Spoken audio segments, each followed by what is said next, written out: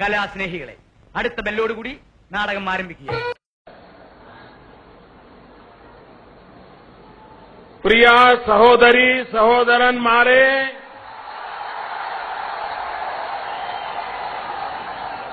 എല്ലാവർക്കും നമസ്കാരം.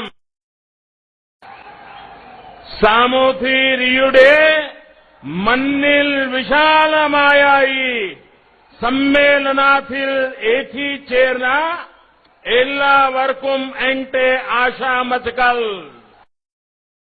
എല്ലാവരും അവരുടെ മൊബൈലുകൾ അതിന്റെ ടോർച്ച് തെളിയിച്ചിട്ട് കയ്യിലേക്ക് എടുക്കുക.